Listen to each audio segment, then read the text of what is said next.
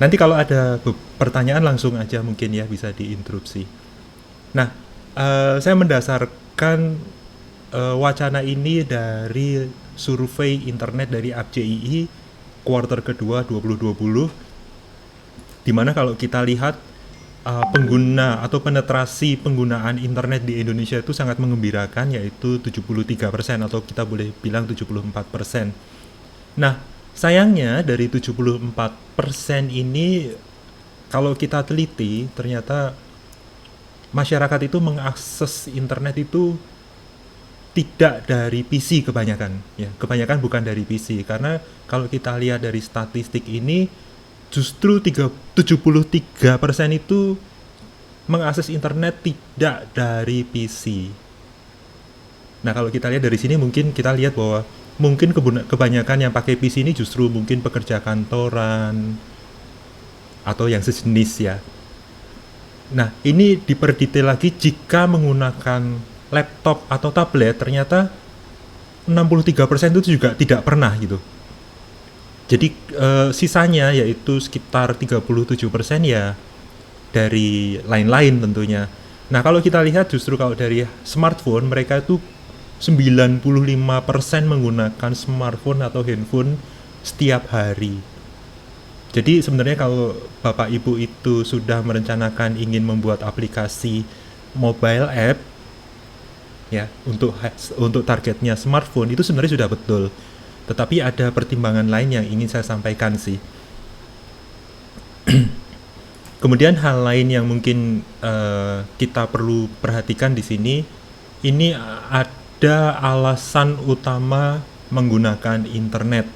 Kebanyakan itu penggunaannya adalah untuk sosial media, ini 51%, dan 33% itu untuk chatting ya, komunikasi lewat pesan atau chatting.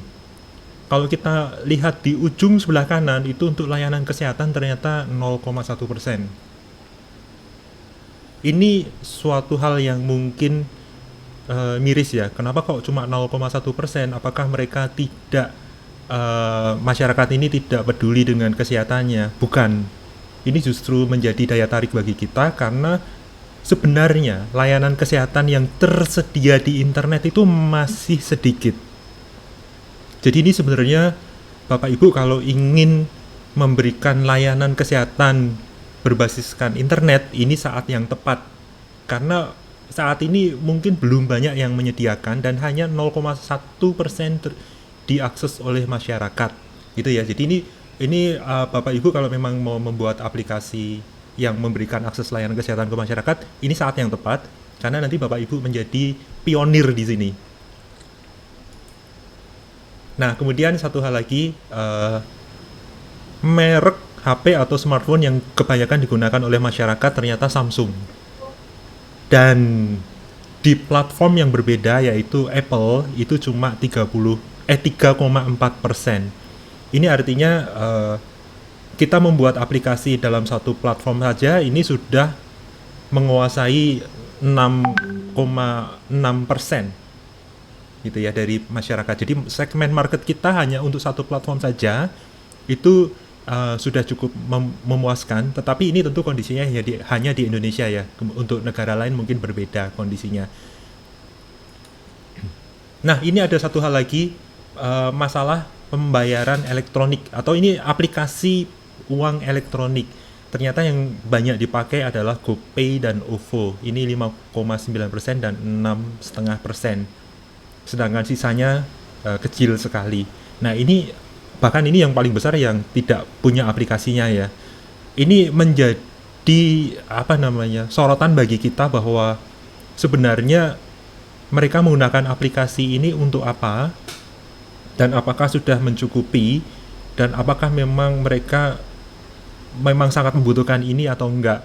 Nah, ini kita akan membalikkan fakta. Jadi kita punya opportunity untuk membalikkan keadaan sehingga jika nanti memang aplikasi yang kita gunakan itu memiliki payment gateway, entah dengan pembayaran apa saja, itu akan mengubah keadaan banyak sekali.